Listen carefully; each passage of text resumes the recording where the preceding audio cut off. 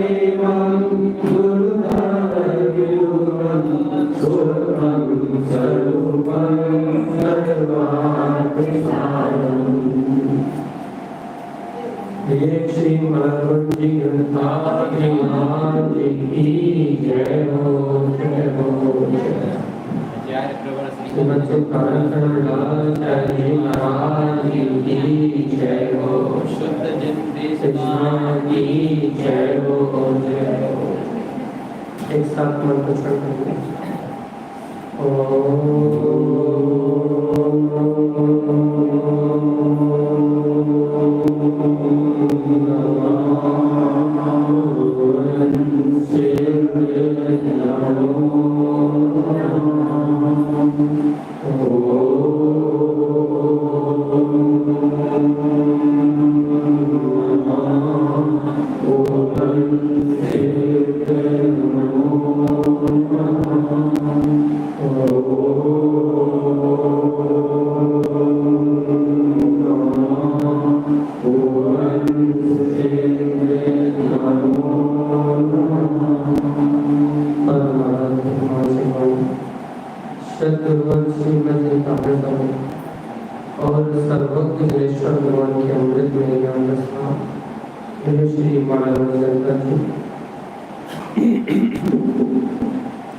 जहाँ पर ने कल पांचवी गाथा में, कल चौथी गाथा में सरल सी बात समझी थी। संसार क्या? संसार दुखम जे नर। जो पुरुषार्थी है, क्षत्रिय है, नर है, वह संसार में जो दुख उत्पन्न करने वाले राग के, द्वेष के, मिथ्या के, मोह के ये जो भाव हैं, इन्हें दुखकारी मानते हैं। और जो इन भावों को, संसार बढ़ाने वाले भावों को दुखकारी मानते हैं, विरक्तम, वे से विरक्त होने का मार्ग बनाते हैं, इन अज्ञान भाव से छूटने का मार्ग बनाते हैं। जो दुख रूप मानते हैं वो छूटने का मार्ग बनाते हैं। और क्या कहा उन्होंने? कैसे छूटने का मार्ग बनाते हैं? मान लो संसार में राग आदि विकारी भाव हमें दुख के कारण लग रहे हैं, जो राग का भाव हो रहा है, जो देश का भाव हो रहा है, यदि दुख का कारण लग रहा है तो छूटने के लिए कहाँ जाए? कहने लगे ते समय शुद्धम जिनेन्द्र भगवान की दृष्टि में जो स्वसमय शुद्ध तत्व भगवान की दिव्य ध्वनि में जिस शुद्ध तत्व का उपदेश आया है, जिस आत्म स्वभाव की व्याख्या आई है उसको देखो, उस शुद्ध तत्व को अपनी दृष्टि में देखो तो क्या होगा? हे जीवात्मा, उस श्वास समय शुद्ध तत्व को अपनी दृष्टि में देखोगे तो क्या होगा? इस संसार के दुखों से छूट जाओ। एक ही उपाय है, लाख दुखों की एक ही दवा है। क्या है? जिन उक्त दृष्टम, उन्होंने जो देखा है, ते सम, वो अपना समय साध, ते समय शुद्धम, और वो स्व समय आत्मा शुद्ध है। उस शुद्ध समय आत्मा को स्वीकार करोगे, उस शुद्ध समय को अर्थात अपने शुद्ध भाव को स्वीकार करोगे कि मेरा भाव तो शुद्ध उपयोग में है, नहीं तो शुद्ध ज्ञान शुद्ध दर्शन में चेतना हो। यदि अपने शुद्ध भाव को स्वीकार करोगे तो ही शुद्ध भाव को दृष्टि में देखोगे तो ही इस संसार के भयानक दुखों से छूट पाओगे। इसके अलावा और कोई उपाय? इसके आगे उन्होंने क्या क्या कहा?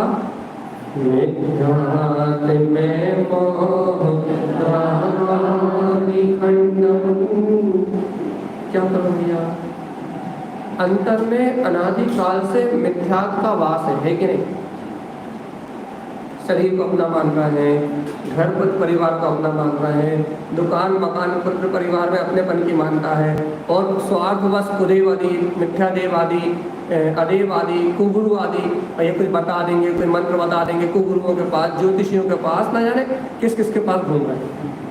तो क्या कह रहे हैं कि मिथ्या भय के कारण, लोभ के कारण, स्वार्थ के कारण मिथ्यात्व की नाना प्रकार की मानता है। मैं तो मिथ्यात्व में होके मद है कि हमारा धन, हमारा परिवार, हमारा कुटुंब, हमारा नाम, ये सब अपने अंदर नाना प्रकार के 8 प्रकार के मद है। और कह रहे हैं मोह, ममता के बिना तो जीवन है ही नहीं, राग के बिना तो है ही नहीं।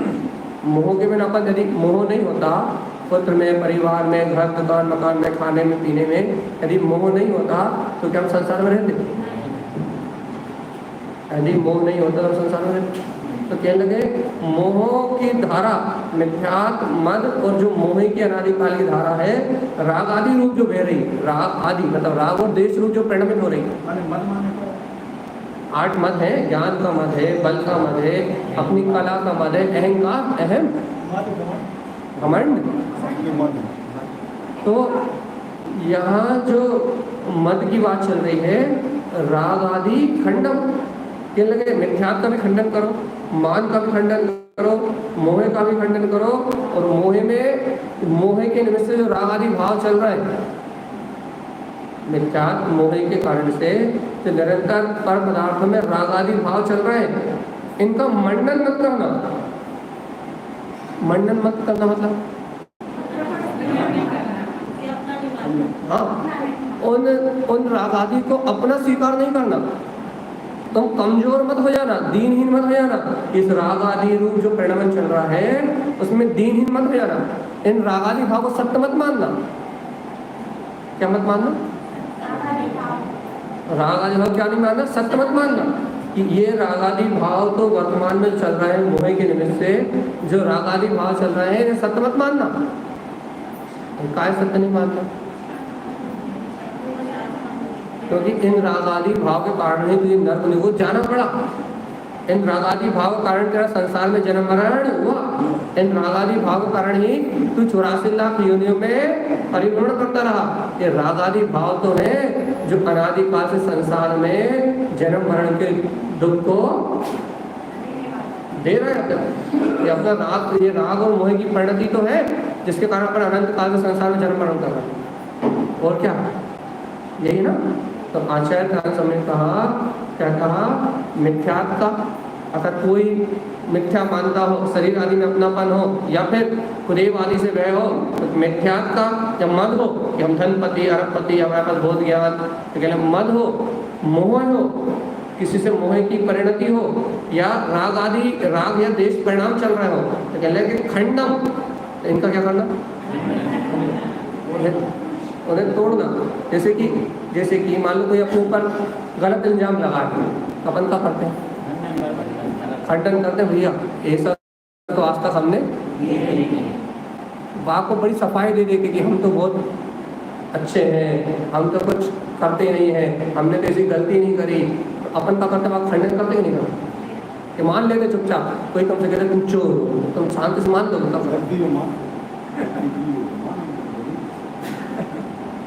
तो यदि कोई आपसे कुछ भी कहता है, अरे गलती नहीं भी की हो या कर भी रही हो तो भी छुपाने के लिए खंडन करते भाई हमारे भाव ऐसे नहीं थे या हम ऐसे नहीं थे, हम ऐसे नहीं, मतलब अपन अपराध को खंडित करते हैं, उसको खंडन करते हैं कि हमारे भाव ऐसे नहीं, चाहे मन में हो फिर भी यही कहते हैं हमारे भाव ऐसे नहीं थे, हम सबके लिए अच्छा सोचते हैं और सब अच्छे रहे, और नाना प्रकार से बातें करते कि नहीं करते, खंडन करते कि नहीं करते। फिर वे बाहर से तुम दूसरे को संतुष्ट करने के लिए खंडन कर रहे हो, उससे क्या मिल जाएगा? मायाचारी है, और दूसरे को तुम खंडन कर भी दोगे, समझा भी दोगे कि तुम कैसे हो, तो उससे क्या मिल जाएगा? ये क्या मिलेगा?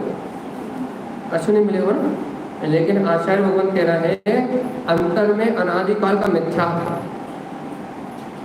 अनादिकाल से धन दौलत पुत्र परिवार कुटुंब कबीले का अहम है, जाति का मद है, कुल का मद है, अनादिकाल से मद है, और इस मोह की धारा में रत होके राग देश परिणाम निरंतर चल रहे हैं। इनका खंडन करो। अब अपने आप को अंतर में सफाई दो। क्या सफाई दो? कि देखो जीव राग आदि परिणाम तेरा स्वभाव नहीं है, तू तो शुद्ध विशुद्ध चैतन्य ज्ञान में परिणति का धारी है। तेरा परिणमन ये राग मोह रूप बहना नहीं है। अपने आप को प्रमाण दो, अपने आप को खंडन दो। किसको? या फिर ऐसा कहो पंच परमेष्टि की शरण में आओ, अरिहंत भगवंतों की शरण में आओ, पांच परमेष्टि की शरण में आओ और खंडन करो कि भगवान मैं तो आपके जैसा सिद्ध स्वरूपी हूँ, ये कहाँ उलझन में लगते हैं। इनकी शरण में आके खंडन करो कि ये संसार, ये शरीर, ये भोग, ये इंद्रिय विषय, ये मेरा स्वभाव नहीं है। भगवान सर्व सुखी आप हैं, कारण आप हैं, ज्ञाता दिष्टा आप हैं, मैं भी आप ही के समान हूँ। मैं इन मोह राग शरीर पुत्र परिवार का खंडन करता हूँ, ये सब मेरा है। कैसी सकता नहीं कह सकते, डर लगा। अभी आज ये बात है ना कि आत्मा में राग की जब है ही नहीं, तो आत्मा में जो विकल्प उठते हैं और आत्मा चलती है, ये बात समझ नहीं है। गुरु महाराज ने नहीं लिखा है आत्मा में राग का अंश भी नहीं है, ये बात बिल्कुल सही है, 100% सही। और जब राग आदि भाव होते हैं तब आत्मा जलती है, ये बात भी सही है। अब ये बताओ, आत्मा में राग का अंश भी नहीं है और राग आदि विकारी भाव होते हैं तो आत्मा को पीड़ा भी होती है, आत्मा दुर्गति भी जाती है। अब एक बात कहो, अंश नहीं है, या ये कहो और या ये कहो कि राग आदि भाव होते हैं तो आत्मा जलती है। दोनों बात कैसे कह रहे हैं?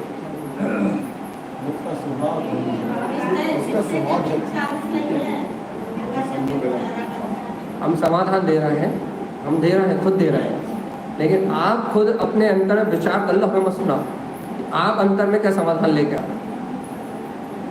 बाकी समाधान हम दे रहे हैं, आप विचार कर लो, आप खुद ये विचार कर लो कि राग आदि आत्मा में होते हैं, आत्मा का राग आदि भाव से कोई लेना देना नहीं, लेकिन फिर भी राग आदि भाव होते हैं तो आत्मा जलती है। अनादिकाल से राग और द्वेष करते हुए इस संसार में जन्म मरण करती हुई आई है। अब आप खुद विचार कर लो कि जब आत्मा में राग आदि है और फिर ये राग आदि भाव में आत्मा जल का है। हम समाधान तो दे ही रहे हैं आपको, हम बैठे इसलिए, ठीक है? तो आपने अपना अपना विचार कर लिया कि नहीं कर लिया? आपको पता है आपका, आपके मन में क्या आंसर आया, आप जानते हो, ठीक है? अब हम देखो अच्छे से कह रहे हैं। देखो, पहली बात तो ये है, ये बात तो आपने खुद कह दी कि राग आदि आत्मा के स्वभाव में नहीं। ये बात तो आपने को पता ही है कि राग आदि आत्मा के स्वभाव में नहीं। लेकिन अब जब राग आदि होते हैं तो आत्मा जल्दी क्यों है जब स्वभाव में नहीं है? अनादिकाल से यही तो भूल हुई, अनादिकाल से यही तो भूल हुई कि राग आदि आत्मा का स्वभाव ना होने के बाद भी राग आदि आत्मा का स्वभाव न होने के बाद भी आचार्य कुंद देव ने राग आदि को पुद्गल कहा कि ये राग आदि आत्मा का विकार नहीं है, ये राग आदि पुद्गल का विकार है। ये जो राग आदि भाव जो होते हैं, ये राग आदि भाव काय का विकार है, ये पुद्गल कर्म का विकार है। कर्म सापेक्ष दशा है कि नहीं? तो ये राग आदि काय का विकार है, यानी राग आदि चेतन है कि अचेतन है? तो उन्होंने कहा राग आदि तो अचेतन है।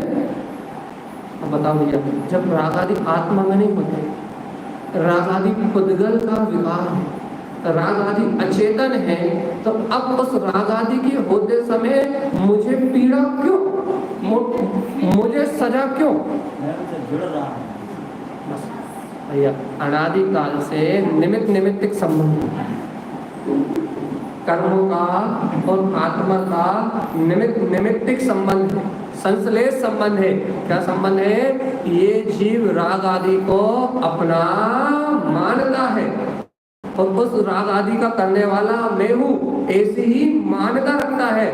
राग आदि को जीव परिणाम में गिनता है कि राग आदि मेरे जीव का परिणाम है। ऐसी उल्टी धारणा होने से, उल्टो जीव अनादि को, ऐसी उल्टी धारणा होने के कारण से इस जीव को उस राग आदि का फल भोगना पड़ता है।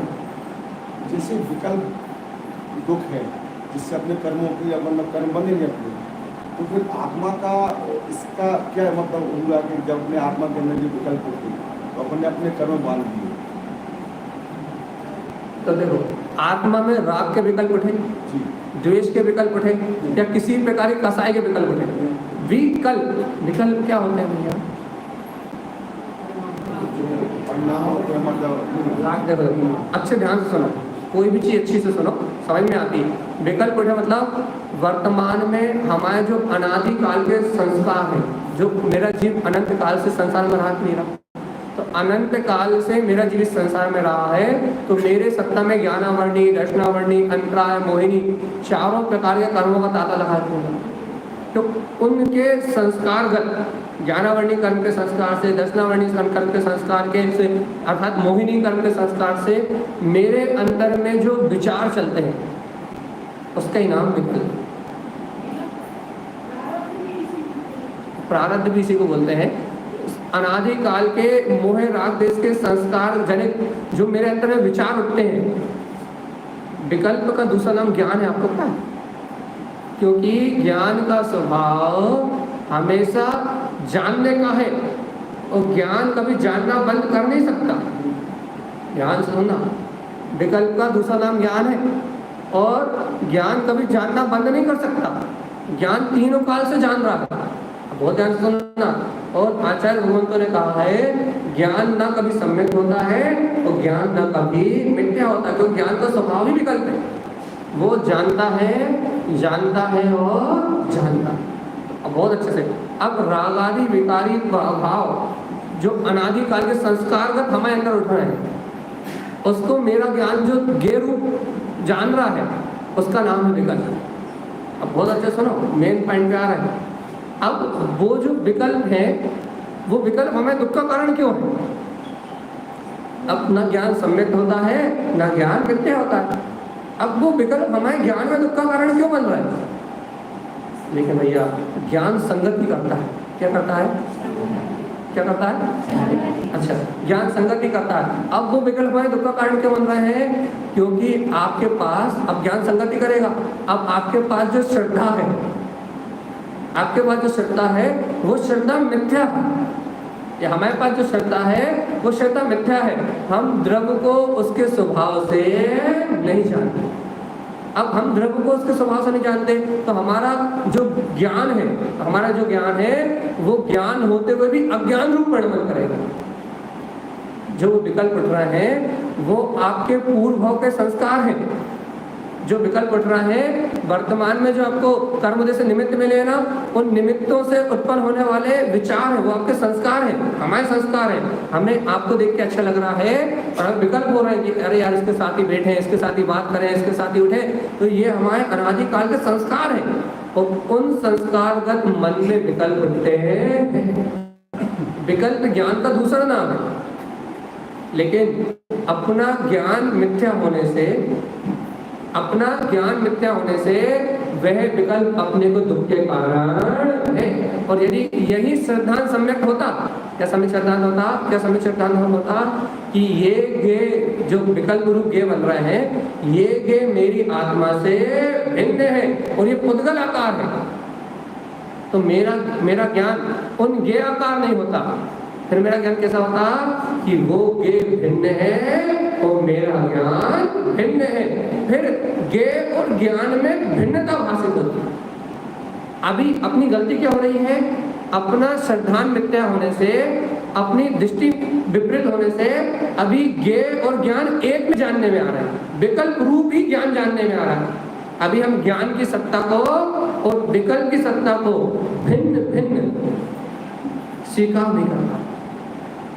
इसलिए वर्तमान में चलने वाले विकल्प हमारे दुख का कारण है, क्योंकि निमित्त निमित्त एक संबंध है। जिस दिन तुम उस निमित्त को निमित्त जान लोगे, ये पुद्गल निमित्त है और मैं उपादान ज्ञायक हूँ, उस दिन वो विकल्प आएंगे लेकिन दुख का कारण नहीं होगा। क्यों? क्योंकि ज्ञान जब पर ज्ञेय आकार होगा, श्रद्धा से या मान्यता से जब उस वस्तु को अपना मानेगा तो उस रूप जाना जाएगा। और यदि ज्ञान अपने आप को ज्ञान रूप जानेगा तो फिर वो झलकेगी, वो ज्ञेय वो विकल्प जानने में आएगा, लेकिन ज्ञाता भाव से जानने में आएगा। जब विकल्प ज्ञाता भाव से जानने में आएगा तो दुख का कारण नहीं है। और जब विकल्प ही मैं हूं ऐसा जानने में आएगा, अज्ञान रूप जानने में आएगा, तब विकल्प दुख का कारण नहीं। लेकिन याद रखो, विकल्प तो ज्ञान का स्वभाव है, कभी खत्म नहीं होगा। हाँ,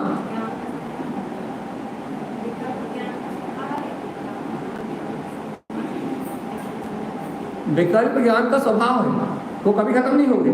लेकिन जिस दिन श्रद्धांत सम्यक हो जाएगा, जिस दिन श्रद्धा सम्यक हो जाएगी, जिस दिन दर्शन निर्विकल्प उपयोग में चलेगा, उस दिन ज्ञान के दो हिस्से हो जाएंगे,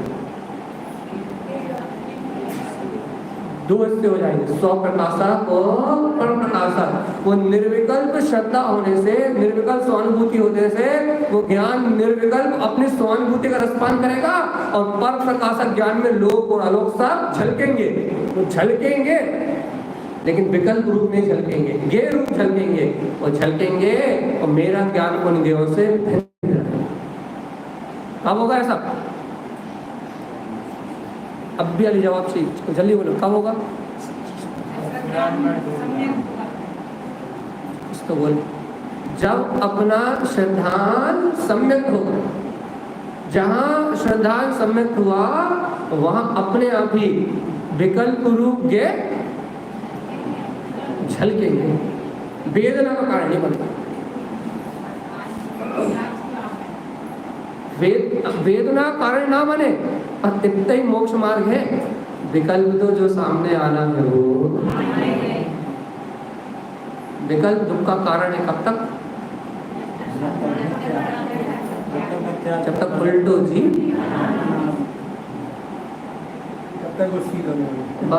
जब तक खड़ा सीधा नहीं हो रहा तब तक विकल्प दुख का कारण है। और जहाँ खड़ा सीधा हुआ वहाँ विकल्प एक समय की परिणमन की धारा है, जैसी बंदी है आएगी और अपना रास्ता नाप के निकल जाएगी। वे धारा मेरा बाल भी बाका ऐसा, हाँ वो ऊपर वाली बात आ जाएगी, भावे अनित्यम जन्यान होगा कि वो विकल्प आने जाने वाली एक कर्म की अवस्था है और मैं प्रकाल ज्ञाता गायक स्वरूपी भगवान आपका। पक्का कि नहीं हो गया? पक्का कि नहीं? क्या पक्का हो गया?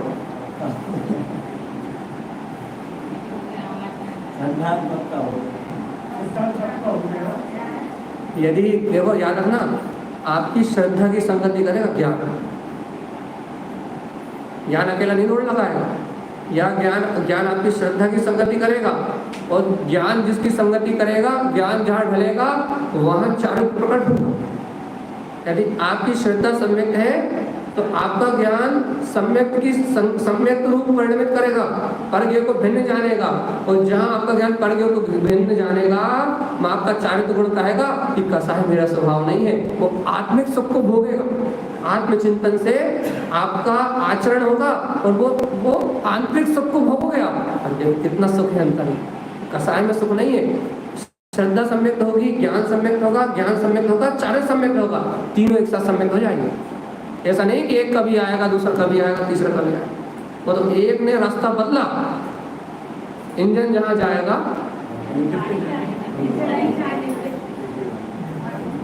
जहां इंजन भागेगा वहां पूरी गाड़ी पीछे दौड़ लगाएगी। और भैया याद रखना, इंजन का ध्यान रखना, इंजन सही ट्रैक पर दौड़े। इसलिए कहते हैं देव गुरु धर्म की श्रद्धा, सच्चे देव गुरु धर्म की श्रद्धा, आत्म तत्व की श्रद्धा। मूल क्यों कहते हैं? क्योंकि यदि आपका इंजन सही दिशा में चलता रहा तो पीछे के ज्ञान और चारित्र डब्बे तो है कि नहीं? हो गई जिज्ञासा पूरी, राग आदि भाव और विकल्प समझ में आ गए, संस्कार और विकल्प समझ में आ गए। आगे चले अपन अगली गाथा में चलने भैया। मिथ्यात्व में मोह राग आदि, तुम खंडन करो, छोड़ नहीं पाओगे। हम अभी छोड़ नहीं पाएंगे, लेकिन हम अभी खंडन कर पाएंगे। जैसे कि कोई बहुत बड़ी शिला पड़ी हो पत्थर की और अपने को उसे उठा कर ले आना हो, तो अपन उठा पाएंगे? फिर क्या करेंगे अपन उसे छेनी से हथौड़ा से तोड़ ताड़ के टुकड़े कर लेंगे, थोड़ी थोड़ी जितनी हो पाएंगे उतनी थोड़ी थोड़ी कर लोगे। ऐसे ही अभी राग के भाव को, मोह के भाव को, कसाय के भाव को यदि छोड़ के मैं साधु हो जाऊं, ये बस की तो नहीं है। फिर क्या कर सकता? तो धीरे धीरे अपने अंदर में जब राग भाव आता है तो प्रायश्चित करके, प्रक्षालन करके, अंतर में तत्व का चिंतन करके उस राग भाव में ना डूब के निरंतर उस राग और मोह के परिणाम में, लोभ के परिणाम में, व्यापार के भाव में, गृहस्थी के भाव में निरंतर न डूब के कि प्रभु हे पंच परमेष्टि भगवान, मेरा जीव इस मनुष्य भाव में ये खाने कमाने और दौलत जोड़ने नहीं आया था। प्रभु मेरा भव्य जीव, मेरी ये आत्मा इस मनुष्य भाव में अपना आत्महित करने आएगी। कम से कम ऐसी पंच परमेष्टि की शरण में भावना करके अपने मोह, राग और ममत की भावना को क्या करो? खंडन की मंडन पक्का ना? चलिए, तो मिथ्या मह मोह राग आदि खंडन, इसके आगे क्या कहा गुरु महाराज ने? शुद्ध दृष्टि तत्व। अब देखो गुरु महाराज ने कहा जो राग आदि मिथ्या आदि भाव का खंडन करते हैं उनके लिए देखो क्या गजब की बात कही, क्या गजब की बात कही? ते शुद्ध दृष्टि तत्व। जो थोड़ा थोड़ा मोह से हटने का प्रयास करते हैं, अपने अंदर के राग भाव से, अपने अंदर के कसाय भाव से, अपने अंदर में जो नाना प्रकार के विकारी परिणाम चलते हैं, जो इनको खंडन करके थोड़ा थोड़ा इनसे हटते हैं, वो कौन है? ते शुद्ध दृष्टि। वो कौन है? मतलब वो शुद्ध दृष्टि मतलब उनकी दृष्टि अपने शुद्धात्म स्वभाव पे पड़ गई। पड़ गई कि नहीं पड़ी? जो थोड़ा थोड़ा इस राग आदि मोह आदि विकारी भाव को खंडित करके, राग आदि विकारी भाव का अपने अंदर से खंडन करके पंच परमेष्टि परमात्मा की शरण में, जिनवाणी की शरण में आके जो भव्य जीव भावना पा रहे हैं कि प्रभु इस जन्म मरण के दुखों से कब छूटूंगा, ऐसे 4 गति 84 लाख योनियों में अनंत काल से परिभ्रमण कर रहा हूँ, इससे कब मुक्त होऊंगा। जिनकी चेतना जग गई है, जिनकी अंतर आत्मा की भावना जागृत हो गई है, उनके लिए तारा स्वामी क्या कह रहे हैं? ते शुद्ध दृष्टि। कौन है वे? शुद्ध दृष्टि के धारी है। भैया वो शुद्ध दृष्टि के धारी क्यों है? क्योंकि उनकी नजर अपने शुद्धात्म तत्व पे पड़ गई है, उनकी नजर अरिहंतों के सुख पे पड़ गई है, उनकी नजर सिद्ध भगवंतों के सुख पे पड़ गई है। उन्होंने देख लिया है कि हमारे भीतरागी भगवंत किस अतुल्य शुद्ध उपयोग के आनंद में डूबे रहते हैं, उनकी नजर उस अनंत सुख पे पड़ गई है। वे कौन है? तेज शुद्ध दृष्टि। उनकी नजर उस शाश्वत सुख में पड़ गई है, उन्हें पता है कि ये इंद्रिय विषयों का जो सुख है ये शाश्वत रहने वाला नहीं है। ये तो थोड़ी देर का धन दौलत पुत्र परिवार, नहीं तो थोड़ी देर का क्षण है, थोड़ी देर बाद ये क्षण रहने वाला नहीं है। ये माया तो मायापति की नहीं हुई, नारायण की नहीं हुई, चक्रवर्ती की नहीं हुई, तो ये माया हमारी हो सकती नहीं है। ये थोड़ी देर का छलावा है जो सामने दिख रहा है, ये इंद्रिय विषयों के सुख धन दौलत पुत्र परिवार के लिए तो थोड़ी देर का छल है, यानी छल तो देखते ही देखते मिला जाएगा।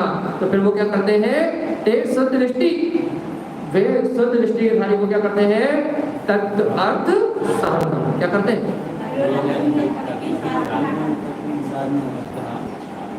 तत्व अर्थ अर्थात वो प्रयोजनी तत्व को जानते हैं।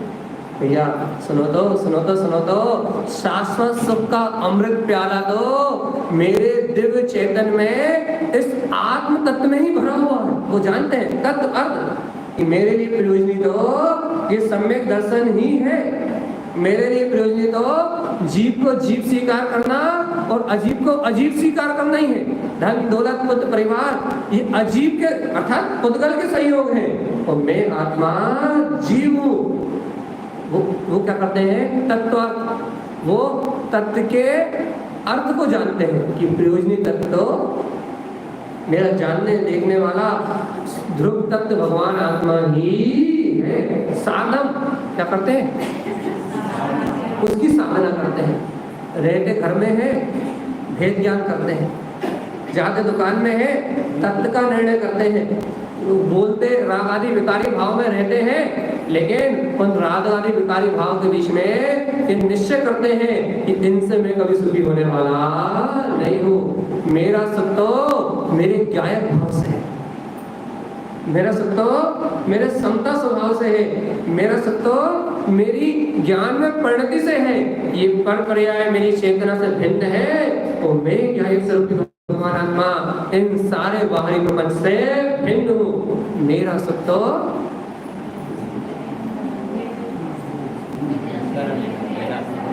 मेरे जीव स्वभाव से है कि मैं जीता जागता जीवन स्वरूपी परमात्मा हूँ। मेरा सुख तो मेरी चेतन सत्ता से है, मरने वाले शरीर से मैं शाश्वत सुख को प्राप्त नहीं कर सकता। क्यों? क्योंकि ये तो मर जाएगा, ये तो अभी मुर्दा है, ये तो छूट जाएगा। जब ये छूट जाएगा तो फिर सुख कहाँ से आएगा? घर को सुख यदि यही छूट जाएगा तो गुलाब जामुन का स्वाद कहाँ से आएगा?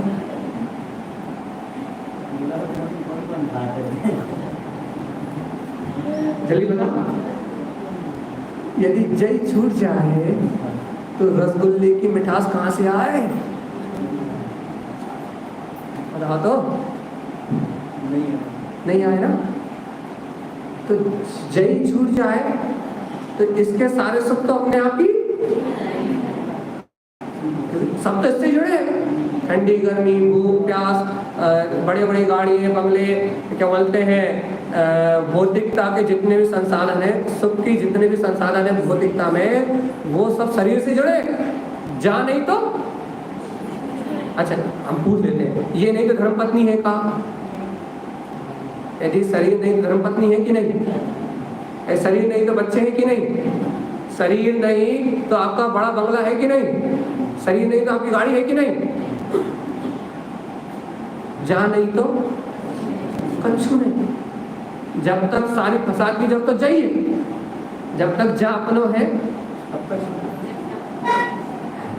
जब तक इसमें अपनोपन है तब तक पत्नी भी अपनी है, बच्चे भी अपने हैं, ये परिवार भौतिक सुख संपदा भी अपनी है।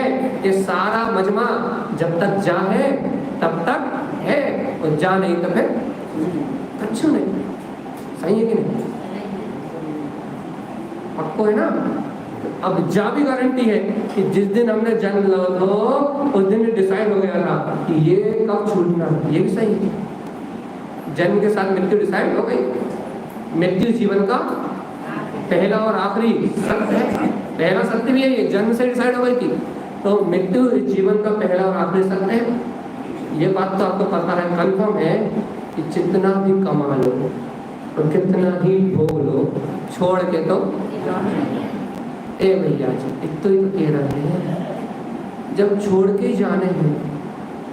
अच्छा से कह रहा है, जब छोड़ के ही जाने हैं और जब छूटना निश्चित ही है, ओ भैया शरीर छोड़ने के पहले जा से ममता छोड़ दो, और जब जा से ममता से मर गए तो नरक और निगोद में जाके भयानक दुख भोगो।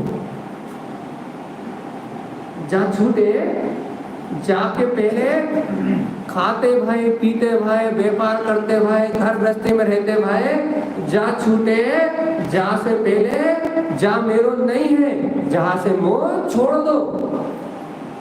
यदि जाके मोह सहित मर गए, मिथ्या सहित मर गए, तो दुर्गति के अलावा कछु बात आने वालों। इतनी सी तो बात कह रहा है, और ब्रह्मा कितने अच्छे से समझा रहे हैं। तत्वाद साधन, दुकान खोलने की साधना करत हो, रोटी बनाने की साधना करत हो, है समाज को इकट्ठा करने की साधना करत हो, तुम जैसे दुनिया भर की साधना कर रहे हो, भाई जे साधना भी कर लो, एक साधना और बढ़ा लो, साधना बढ़ा लो भैया। ये सब संयोग तो पुण्य पाप की वजह से मिले। एक तो और साधना करने लगो, क्या साधना करने लगो कि मैं इन सब संयोग से भिन्न गायक तक भगवान आत्मा, इतनी सारी साधना कर रहे हो बाहर में, अंतर में थोड़ी सी और करने लगो, तो थोड़ी सी अंतर में सुख, शांति और आनंद की प्राप्ति हो जाएगी। थोड़ी सी साधना और बढ़ा लो अपनी, और अच्छा थोड़ी कह रहा, इतनी तो कर ही रहे हो तुम, नरक जाने की, दुर्गति में जाने की इतनी साधना तो कर ही रहे हो। अब जहाँ से बचने की भी कर लो थोड़ी सी। नहीं कहना नहीं भाई, नरक तुम्हारी अच्छी और निगोद तुम्हारी अच्छी, और मच्छर मक्खी बन जाए कच्छु टेंशन, जब बने जब देखे तो मच्छर को भी कितना सुख है, कितना सुख है, हम रोई खून पीट है कि नहीं, है कि नहीं सुखी, अनंत सुखी है कि नहीं? नहीं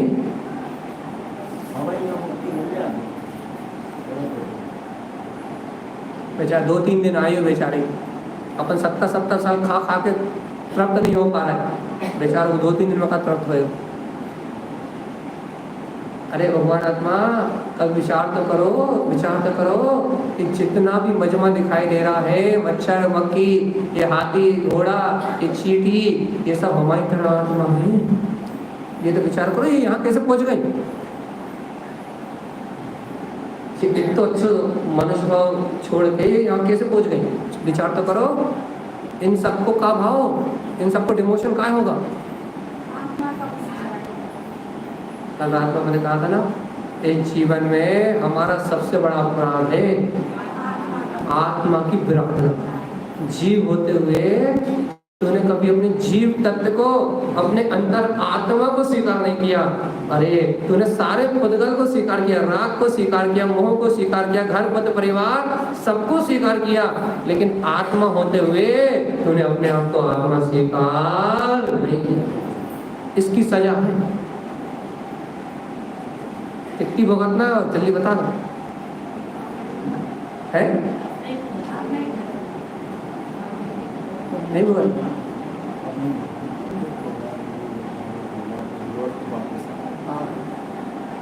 भगवान जी, एक भूल मिटाने, बस एक भूल मिटाने, जिसको दिन रात भूले रहते हो, जो 24 घंटे 365 दिन तुम्हारे साथ रहता है,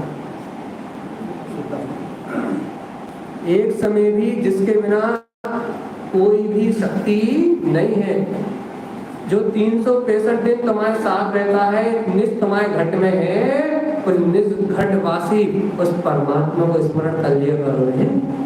दिन में, रात में, सोते समय, उठते समय, खाते समय, पीते समय उस परमात्मा सत्ता को अपने अंदर में स्मरण कर लिया करो, उसका स्मरण कर लिया करो रे भगवान आत्मा, क्योंकि उसके स्मरण से ही अनंत काल के कर्म कटेंगे।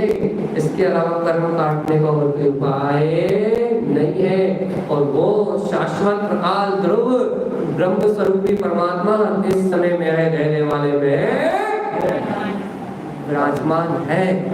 ये सब विश्वास अंतर में बैठ जाए श्रद्धा की संगति ज्ञान करेगा, ज्ञान थोड़ी थोड़ी देर में राग आदि के विकल्प से हटके, दुनियादारी की चिंता से हटके बार बार अपने पास आएगा, या व्यापार करते करते भी ये निर्णय हो जाएगा कि मेरे छल कपट करने से व्यापार नहीं चल रहा, या मेरे चलाने से व्यापार नहीं चल रहा, पूर्व भोग का पुण्योदय है जो तुमने करा था, इसके फल से आज सारी समृद्धि है, लेकिन आज पाप कर रहे हो, इसके फल से कल तुम्हारे पास कुछ रहने वाला क्या करने हाँ? अच्छा, वो नहीं करने अभी भी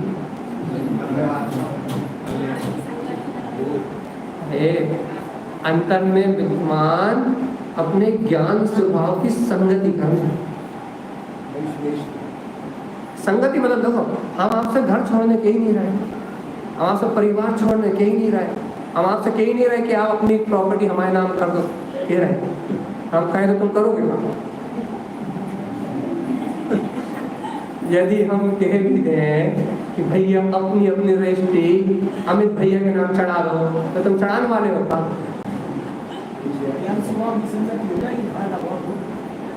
भाई इतना ही तो कह रहा है कि ना तुम्हारी रजिस्ट्री छड़ा रहा है, ना तुम्हारे घर बच्चे छड़ा रहा है, ना तुमसे कछु कह रहे कि तुम छोड़ के चले जाओ, हम जा भी नहीं कह रहे कि हमारे साथ चलो। वैसे ही बहुत व्यस्तता है, वैसे ही बहुत दिक्कतें हैं, हम वैसे ही तो हम बड़ी मुश्किल से आ चल रहे हैं, तुम सबको ले जाएंगे तो और दिक्कत कोई नहीं है ना, और विकल्प बढ़ जाएंगे कि अपन तो ठिकाने नहीं है, इनको ठिकाने कहाँ लगा है ना। तो ऐसा तो कुछ हम कह ही नहीं रहे आपसे, क्या कह रहे हैं?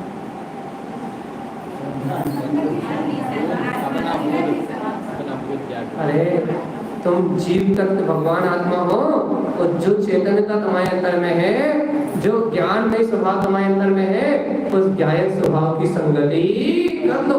जो निज घट में ज्ञायक परमात्मा विराजमान है, उस घट में अपने ही ज्ञान स्वभाव का अवलोकन कर दो। मेरे अंतर में मेरा शाश्वत स्वरूप है। अपने अंतर में अपने को झांक के 2-4 बार देख लो, होगा क्या? नहीं आ रही समझ, कहाँ आ रही समझ? शेर कहीं भी बैठे दिखाई तो देता है, इसलिए सामने आ जाए तो अच्छा रहता। तो क्या कह रहे हैं? हाँ, क्या कहने हैं?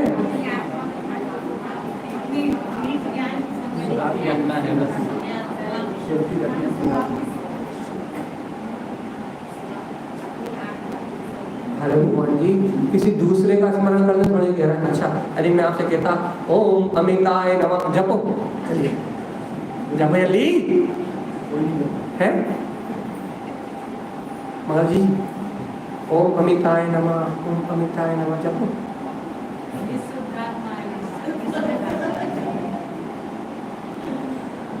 तो मतलब यदि हम अपना नाम जपने कहें तो कोई जपने वाला है का? नहीं जपने वाले ना। अरे भगवान जी, तुम्हें दूसरे की गुलामी करने थोड़ी कह रहा है, तुम्हें तो तुम्हारे अंतर में जो 3 लोक का नाम है, जो संपूर्ण विश्व को प्रकाशित करने वाला है, जो इस अखिल विश्व का स्वामी है, उस त्रिभुवन के नाथ तुम्हें तुम्हारे शुद्ध तत्व का स्मरण करने के रहे हैं। ओम शुद्धात्माय नमः, अपने शुद्धात्मा की वंदना करने के रहे हैं, किसी की गुलामी करने थोड़ी कह रहा है। बोलो शुद्धात्मा की जय। दूसरे की गुलामी करवाते तो तुम कहते काय करें? अपने स्वामित्व पने का बोध, अपनी स्वसत्ता का बहुमान, अपने ही अंतर आत्म तत्व का स्मरण करने के रहे हैं, तुम्हें त्रिभुवन का नाम कह रहे हैं, अब तुम काय अपनी आत्मा का विस्मरण कर रहे हो? अरे तारण स्वामी ये संत नहीं मिलेंगे। तारण स्वामी चाहते तो अपनी फोटो रख जाते और अपना नाम बता जाते, तो उनके नाम को स्मरण कर रहे होते, लेकिन वो इतने सियाणे थे, सच्चे ज्ञानी, वो इतने सियाने थे, इतने बड़े ज्ञानी थे, इतने ऊंचे थे, इतनी ऊंचे थे, उनने अपने उनके माँ बाप को नाम पता, लेकिन तुम्हें तारण स्वामी का नाम नहीं पता। तो मैं उनके समय के लोगों की फोटो पता है, लेकिन तारण स्वामी की फोटो नहीं पता। वो इतने समझदार थे कि उन्होंने एक अंश नहीं छोड़ा, एक अंश नहीं छोड़ा। तारण तारण तरण, जो तेरे और तारे, इस जगत में जितने भावलिंगी संत थे, हैं और होंगे, सब तारण तरण।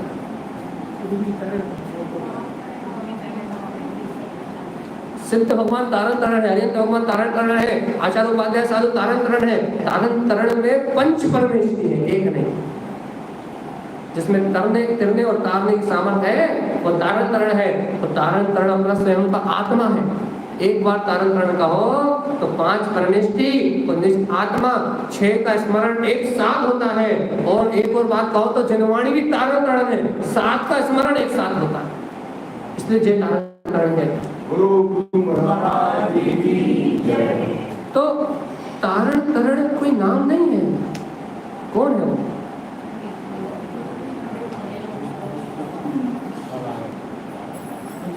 वो तो भीत रास्ता का संबोधन है। तो पंच परमेष्टि है, वो जनवाणी है, अपनी आत्मा है, वो कोई व्यक्ति नहीं है। इसलिए तारण स्वामी अपना नाम नहीं बता। अब ऐसे संत मिलने के बाद भी यदि हम नाम के पीछे, आकार के पीछे, आकृति के पीछे यदि हम भगते जाए और मरते जाए तो हमसे बड़ा मूर्ख इस दुनिया में कोई है। यहाँ तो बात इतनी सी है कि यदि अपने को अपने ही निज स्वभाव की वंदना करने का भाव प्रकट हो जाए कि तीर्थों की वंदना करते करते तो अनंत काल हो गया, लेकिन एक बार निज शुद्धात्म तत्व की वंदना करके, एक बार निज चैतन्य आत्म तत्व की वंदना करके हम उस परम चरम सुख को प्राप्त कर सकते हैं जो हमें अरिहंत सिद्ध भगवंत भोग रहे हैं। हम उस शाश्वत सुख को प्राप्त कर सकते हैं अपनी निज की वंदना करें। पता अगली गाता हो ही नहीं पाए सुन हम का कर, लेकिन जब तक वो अंतर वंदना नहीं होगी तब तक संयम प्रेम चित्त निरोध कहाँ से ला, उसे हटाओगे कैसे? जब तक निज नाथ रकाली ध्रुव तत्व भगवान आत्मा की गाढ़ी प्रतीति या दृढ़ श्रद्धा नहीं होगी तब तक ज्ञान, पत्नी का राग छोड़ के, पति का राग छोड़ के, बच्चों का राग छोड़ के, धन का राग छोड़ के, जब तक वो तब तक वो ज्ञान अपने निज स्वामी त्रिकाली भगवान आत्मा के पास आएगा काहे के लिए? मंगला जी जल्दी से बोलो क्या होना ना हमने आपको लाऊंगा क्या कहा?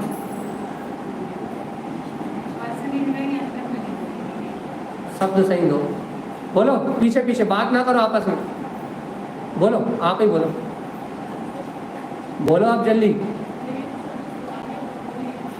बगल वालों से बोलो, बोलो।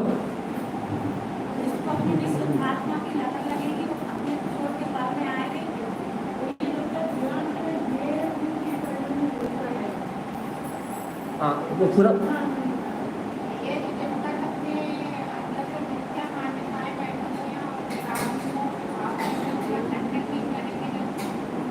बहुत बढ़िया, आपसे उम्मीद नहीं थी लेकिन बहुत शानदार। क्यों उम्मीद नहीं थी? क्योंकि हम आपसे पूछते नहीं हैं। बहुत बढ़िया जवाब, एकदम सॉलिड। और कोई कुछ बोलेगा?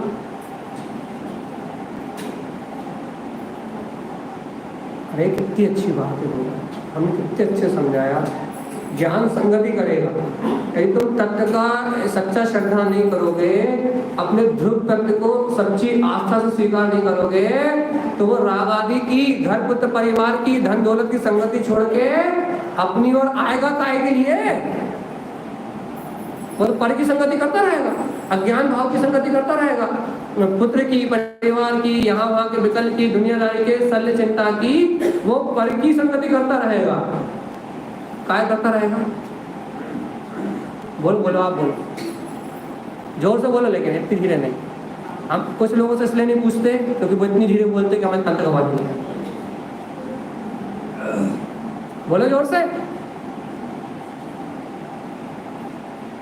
कॉन्फिडेंस चाहिए, कॉन्फिडेंस। यदि अपने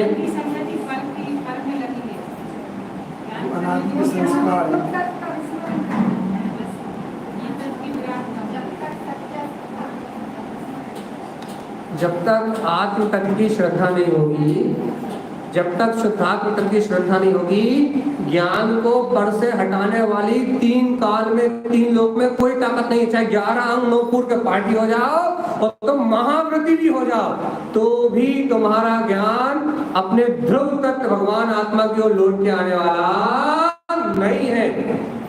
कब तक लौट के आने वाला नहीं है? जोर से बोलो। कॉन्फिडेंस तभी बढ़ेगा जब आप अच्छे से बोलोगे इस बात को। अच्छा खड़े हो, किससे कह रहे हो? अरे अब आप, अच्छा आप ही हो जाओ, हो जाओ हो जाओ हो जाओ हो जाओ हो जाओ। नहीं नहीं नहीं, आप ही हो जाओ, आप तो हो जाओ, कॉन्फिडेंस देंगे हम। बोलना क्या बोला अभी अभी जरा?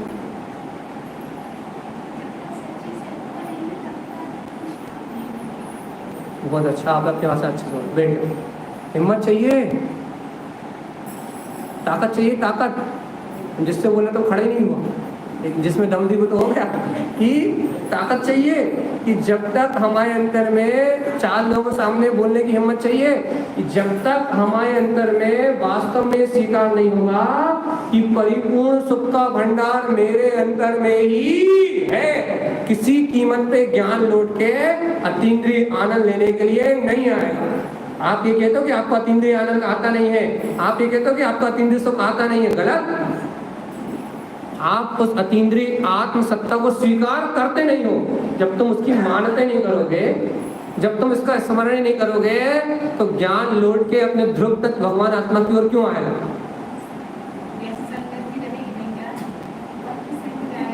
तुम पत्नी को सत्य मानोगे, पति को सत्य मानोगे, बच्चों को सत्य मानोगे, सोने चांदी की ईंट को सत्य मानोगे, तो चेतन हीरा ये कैसे अनुभव में प्रकट होगा? हाँ होगा। देखो टाइम, देखो टाइम में सिर्फ कितने मिनट बचे? 7.5 मिनट, वो नहीं 51 मिनट होगा, 9 मिनट बचे। 1 घंटे ज़्यादा बोलेंगे। आप पक्का कर लो पहले। काय की संगति?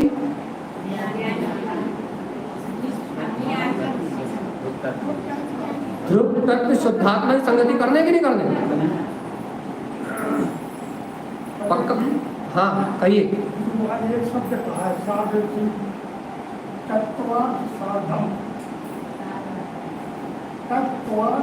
तत्व अर्थ प्रयोजनी तत्व की श्रद्धा कर पाओ तो बताओ। अर्थ मतलब प्रयोजन भूत, अर्थ का मतलब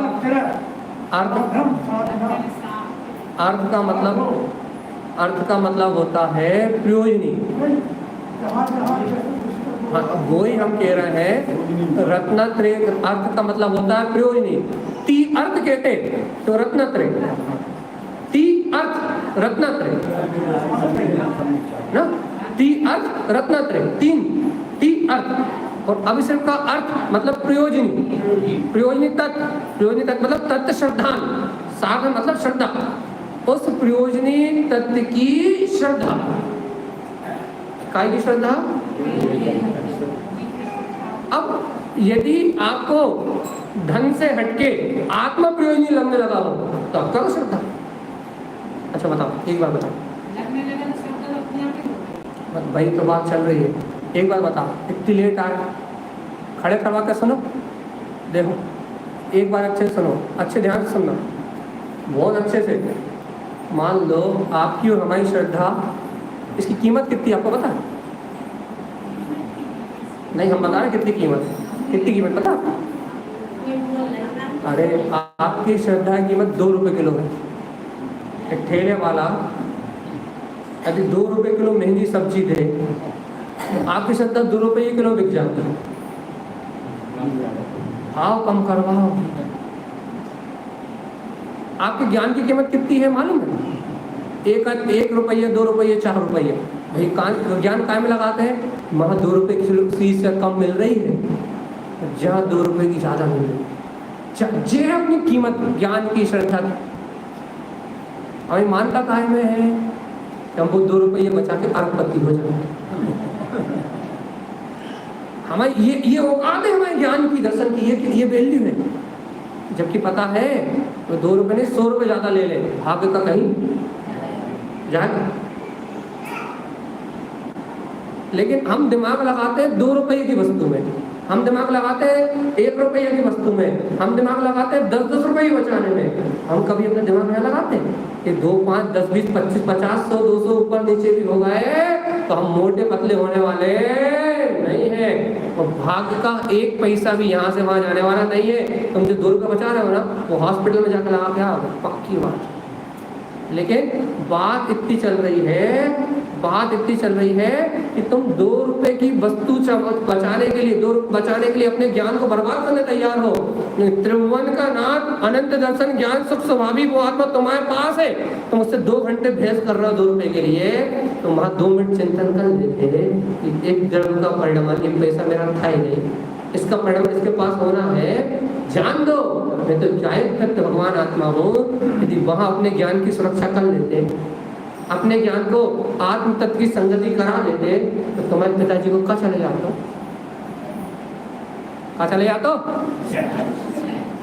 है?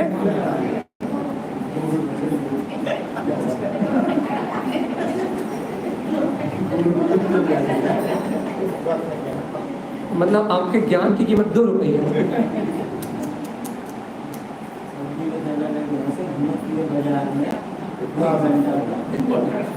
वही कह रहा हूँ, 1 घंटा सब्जी के मार्केट में बर्बाद कर लो, ऐसा नहीं 5 मिनट में फट से एक दुकान से खरीदो और आधा घंटा बचेगा और स्वाध्याय करेंगे। 6 लगन नहीं, सामायिक करेंगे ये लगन नहीं है, तत्व चिंतन करेंगे ये लगन नहीं है।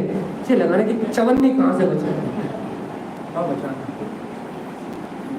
जब तक ऐसी नीच परिणति रहेगी, ये ज्ञान सम्यक 3 काल में, जब तक ज्ञान की कीमत 2 रुपया है, सही कह रहा है, तुम पूरी सब्जी खरीद लो, पूरी सब्जी में तुम बचा के ले आओगे तो 20-25 रुपये बचा लाओगे, 1 घंटा भी लगा, इससे ज़्यादा नहीं बचा पाओगे। जब तक तुम्हारे ज्ञान की कीमत 10, 20, 25 रुपया है, तब तक आत्मदर्शन 3 काल में नहीं हो सकता। और जिस दिन तुम्हारा ज्ञान बेशकीमती हो जाएगा, अमूल्य, कि मैं अपना एक समय भी व्यर्थ के विकल्प में बर्बाद नहीं कर सकता। जितनी देर में या बाहर के विकल्प में उलझा रहूंगा, अरे उतनी देर बैठ के मुझे समय मिल रहा है, 10 मिनट चिंतन कर लूं, 5 मिनट स्वाध्याय कर लूं, अरे 10 मिनट अपनी अंतरात्मा का स्मरण कर लूं, पंच परमेष्टि का नाम ले लूं। तो भगवान जी ये स्वर्ण अवसर, ये अभूतपूर्व क्षण, ये रत्नत्रय का वैभव, इससे कीमती और इस दुनिया में कोई वस्तु नहीं है।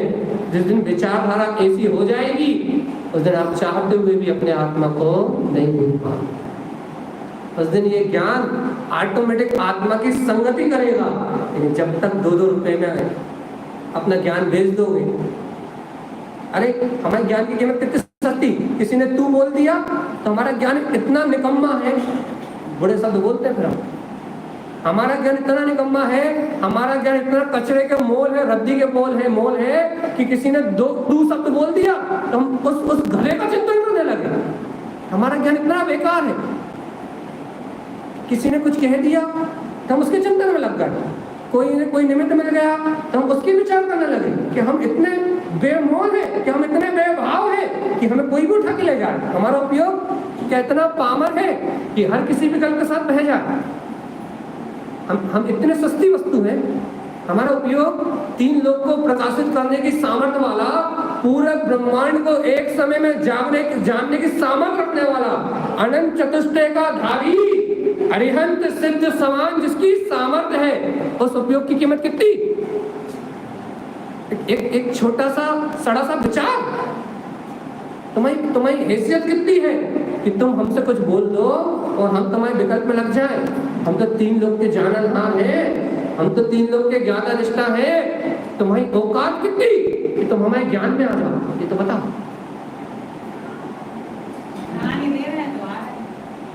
उन्हें कुछ मान रहे हो, सामने वाले को कुछ मान रहे हो कि इसकी कुछ हस्ती है, अरे ये तो फोकट चल है, उसको मान ही पा रहे हो।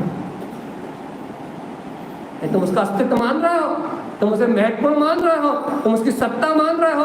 अपनी ध्रुव सत्ता को छोड़ के परमात्मा सत्ता को छोड़ के तुम सामने वाले के विकल्प की सत्ता मान रहे हो, इसलिए तुम्हारा ज्ञान उसके साथ बह रहा है। तुम उसे कछु मानो ही मत, एक समय कर्म दे मानो, जो बग गया वो एक समय कर्म दे था। तो मैं तो प्रकाश ध्रुव ज्ञाता दृष्टा भगवान आत्मा हूँ, ये कर्म दे मेरा बाल विवाह नहीं कर सकता। फिर देखो कौन सा विकल्प नोट गिनते समय भी तुम्हें उस नोट में तन्मय कर सकता। फिर बताओ, जब तुम्हें अपने उपयोग की कीमत पता लग जाए, मेरा उपयोग तो अनंत चतुष्टयमय ध्रुव है, जिनेंद्रों के जैसा है। जब तुम्हें अपने उपयोग की कीमत पता लग जाए तो फिर बताओ कि तुम अपने उपयोग को कितने रुपए किलो में बेचोगे।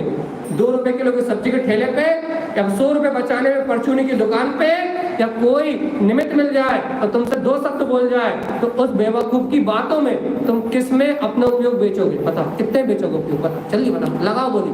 2 में, 4 में, 6 में, 10 में, 25 में, किसके लिए? कीमत नहीं, अनंत जिसकी कीमत है उस पर